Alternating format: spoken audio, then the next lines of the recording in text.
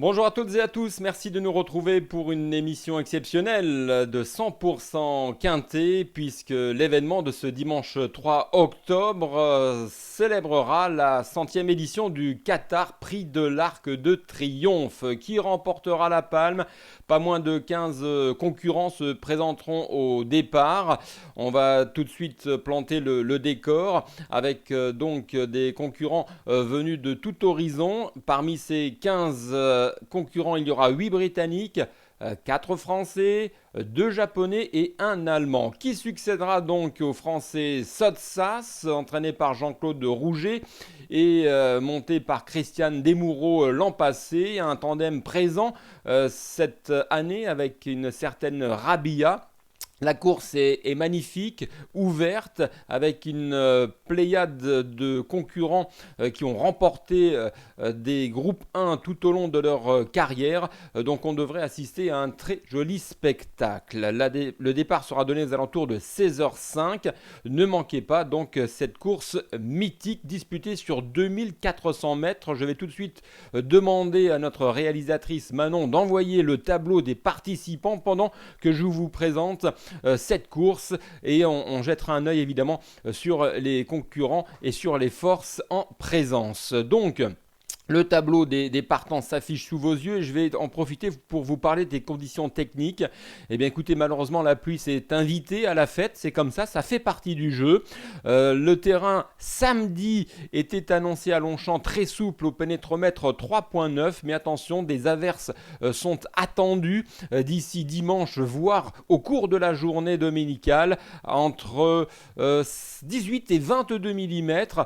Un vent qui soufflera entre 40 et 60 km à l'heure, donc un terrain qui va évidemment tirer vers le collant. C'est une donnée très importante pour un certain nombre de participants à ce Qatar Prix de l'Arc de Triomphe. Évidemment, la liste sera portée à 0 avec l'Open Stretch qui sera disponible. Donc voilà les conditions techniques de cette 100e édition du Qatar Prix de l'Arc de Triomphe avec une allocation totale de 5 millions d'euros. Donc le tableau des participants sous vos yeux avec un certain William Buick qui sera associé à Adayar, Charlie Appleby qui est doublement représenté avec notamment Hurricane Lane, on va y venir, et il présente manifestement de bonnes chances. Je le disais, il y a 8 Britanniques avec notamment une dame O'Brien qui sera triplement représentée dans cette compétition mythique. Il y aura 2 Japonais, le Japon qui aimerait remporter ce Qatar Prix de l'Arc de Triomphe, et puis vous aurez donc un représentant allemand. Allez, on va tout de suite rentrer dans le vif du sujet avec l'analyse de ces concurrents.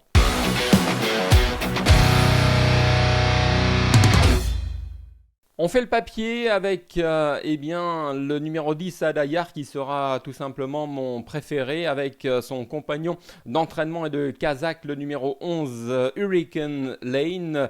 J'ai l'impression en tout cas que les représentants de l'écurie Godolphin, entraînés par Charlie Appleby, sont capables de jouer les premiers rôles de cette course. Adayar, c'est un poulain qui s'est véritablement révélé cette année. C'est en tout cas ce qu'il a démontré dans le Derby d'Epsom où il a fait de l'ombre à son compagnon d'entraînement Hurricane Lane qui se présentait invaincu au départ du Derby d'Epsom et qui a donc été battu. 21 contre 1 pour Adayar. Ce jour-là, il démontrait toute l'étendue de ses capacités, un poulain qui a vraiment progressé physiquement, moralement et qui n'a pas été qu'un feu de paille puisqu'il a concrétisé en remportant les King George. Et ce jour-là, je vous invite à regarder la vidéo, il a tout de même fait un truc puisqu'il a voyagé tout de même en épaisseur de ses adversaires et il a trouvé les ressources nécessaires pour fournir une deuxième accélération dans la phase finale et donc s'imposer. Il remportait donc les King George en battant Mishrif, Love, Broom, qui ne sont évidemment pas les premiers venus. Ce jour-là, il nous a vraiment impressionnés. Je vous invite en plus d'acheter la nouvelle formule du journal Paris Turf, puisqu'à l'intérieur, moultes interviews de professionnels et notamment Charlie Appleby qui nous révèle quelques belles indiscrétions concernant la préparation de ces deux concurrents. Et justement, le 11 Hurricane Lane, qui pourrait donc jouer l'un des premiers rôles, alors lui, il a le profil du cheval qui est a priori et théoriquement souvent à l'arrivée du quintet de l'Arc de Triomphe, puisque c'est le lauréat du Saint-Léger à Doncaster.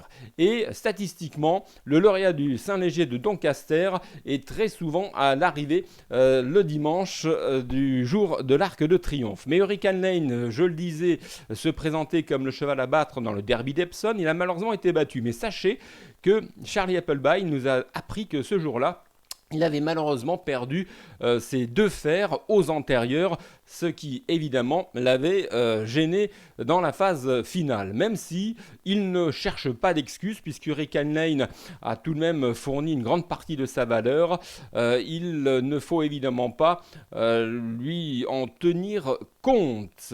C'est un cheval pétri de qualité qui a fait étalage de sa classe à Paris-Longchamp lorsqu'il a remporté le Grand Prix de Paris.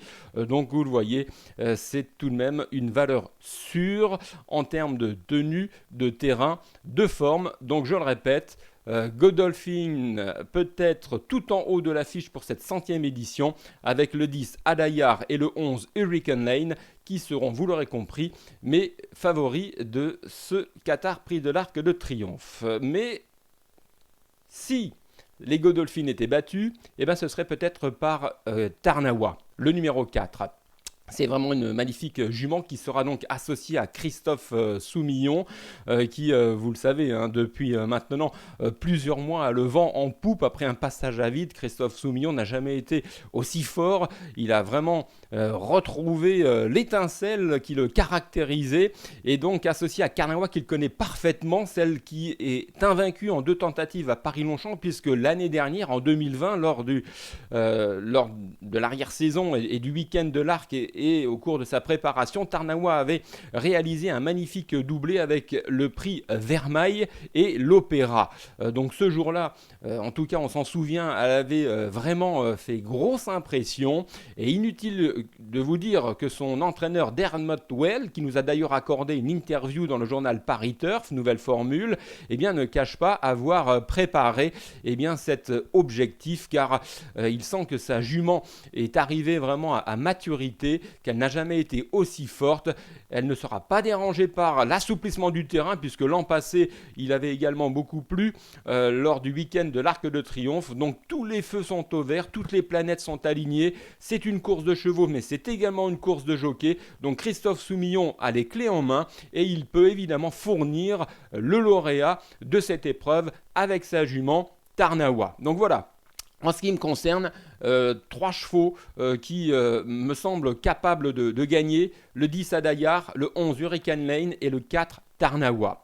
Allez, je vais aller un petit peu plus vite maintenant, car malheureusement le temps nous est compté. Le 6, Rabia, fait partie de mes préférés. Donc c'est la pouliche de Jean-Claude Rouget associée à Christiane Desmoureaux, 5e de la précédente édition. Je ne la vois pas gagner, ça me semble difficile, mais elle a été préparée également de longue date pour cet objectif. 2 courses au printemps, selon les dires de Jean-Claude Rouget, correctes mais sans plus. Et les 2 courses de l'été sont beaucoup plus intéressantes. On sent qu'elle est montée en puissance, on sent que Jean-Claude Rouget a tout fait pour qu'elle arrive à 100% au départ de cet arc. C'est certainement le cas. Elle a remporté facilement le prix Pomone cet été sur l'hippodrome de Deauville. Donc je pense qu'elle va courir battue, attendre, placer sa pointe de vitesse et venir chercher un lot. Donc je la vois finir dans les 5 premiers. Le 15 Snowfall, c'est évidemment la pouliche de classe entraînée par Andan O'Brien. Ryan Moore lui sera associé. Alors certes, elle nous a laissé sur notre faim dernièrement à Longchamp lorsqu'elle a été battue dans le Vermeil par Théona. On s'attendait à ce qu'elle gagne, ça n'a pas été le cas, mais Andan O'Brien n'était pas forcément déçu. Il y a également une très belle interview de Liz Price réalisée dans notre journal Paris Turf. Donc il dévoile toutes les préparations de ses concurrents et un peu sa philosophie. Et je vais vous lire une de ses déclarations qui vraiment reflète le personnage. Il a déclaré qu'il ne faut pas permettre permettre à l'erreur de nous battre, mais c'est à vous de faire en sorte de battre l'erreur. Donc c'est vraiment une très belle philosophie et vraiment Endam O'Brien est très méticuleux et il prépare chaque cheval au départ de chaque course avec la plus grande précision. Pour revenir à Snowfall, on la connaît, c'est une craque, donc elle va tenter, ma foi, de le démontrer en ce dimanche sur l'hippodrome de Paris-Longchamp en visant la palme. C'est tout le mal qu'on lui souhaite. Elle qui avait remporté donc les Oaks d'Epsom, également l'Irish Oaks en Irlande au Cura et les Yorkshire Oaks à York. Voilà mes 5 préférés. J'enchaîne avec le 8 Mojo Star associé à Rosa Ryan, 5e Mojo Star de l'Irish Derby remporté par Hurricane Lane et dauphin de ce dernier dans les Saint-Léger de Doncaster, ça me semble être une belle possibilité. Ensuite, intrinsèquement parlant, j'ai retenu le 5 Love, associé à Lanfranco Dettori, entraîné par Endam O'Brien, mais je vais aller très vite car malheureusement l'assouplissement du terrain va contrarier ses plans, elle ne pourra pas fournir sa vraie valeur, donc j'ai vraiment un doute et elle risque d'être non partante, ce numéro 5 Love. J'enchaîne avec la candidature japonaise, le numéro 2 Deep Bond et le numéro 3 Broom que j'ai donc retenu l'un après l'autre. Deep Bond a battu Broom dans le prix Foix, la préparatoire pour les 3 ans en vue de cet arc de triomphe. Écoutez, c'est un cheval qui a montré une certaine qualité, mais il me semble, d'après ce que j'ai vu, sur la piste, barré par un certain nombre de concurrents pour les 3-4 premières places, nous verrons bien, c'est une édition magnifique. Donc le 3 Broom, associé à Yuta Katake, vainqueur du Grand Prix de Saint-Cloud, 4e des King George d'Adayar, donc c'est également une possibilité, on devrait le voir dans le groupe de tête, c'est ce qu'a annoncé en tout cas Endam O'Brien, donc il va tenter d'aller le plus loin possible avec peut-être Deep Bond qui aime bien également aller de l'avant. Donc 2 chevaux à suivre et qui pourraient régler l'allure. Voilà pour mes bonnes chances, on va désormais passer aux outsiders. Allez, on va terminer avec les outsiders, avec le 13 Alanker associé à Tom Marquand, 3e du Grand Prix de Paris et 2e de Mishrif dans les Judgment Stakes à York. C'est un cheval qui est également prêt à en découdre, comme l'a déclaré William Hagans dans une ITV à retrouver dans Paris Turf. Le 12 Silioué, l'un des concurrents français qui n'a pas été revu depuis sa magistrale 2e place dans le Jockey Club et qui va tenter, ma foi, de faire honneur à sa nation. Le numéro 9, Baby Rider, associé à Yoritz Mendizabal, qui a fini 2e de Bubble Gift, le numéro 14. Ces 2 chevaux se retrouvent. Il n'y avait pas grand-chose qui les séparait donc dans cette ultime confrontation dans le prix Niel.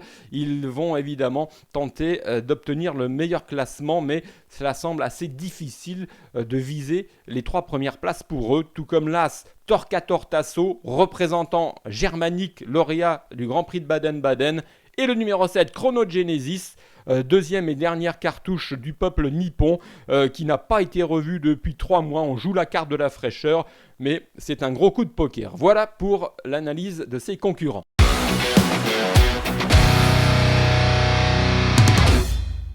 Et on enchaîne avec notre choix et conseil de jeu avant de se quitter. Donc je répète, mes 5 préférés dans l'arc, avec le numéro 10 Adayar, le 11 Hurricane Lane, le 4 Tarnawa, le 6 Rabia et le numéro 15 Snowfall. Un cheval à suivre, c'est toujours à Longchamp évidemment, dans le prix Jean-Luc Lagardère, le grand critérium des poulains. C'est le 2e rendez-vous de la journée. Attention, numéro 8, Ancient Rome, entraîné par André Fabre, monté par Michael Barzalona. C'est un poulain pétri de qualité très estimé qui a remporté brillamment le prix des Chênes et qui s'annonce redoutable dans ce groupe 1 qui sacrera le meilleur 2 ans sur cette distance au cours du week-end de l'Arc. Merci de votre attention, merci de votre fidélité, passez un excellent week-end. Suivez-nous à la fois sur les réseaux sociaux, Paris Turf TV, sur YouTube et n'oubliez pas d'acheter l'édition papier, le journal Paris Turf qui vous offre beaucoup d'informations pour vous aider à y voir plus clair au cours de cette fabuleuse journée.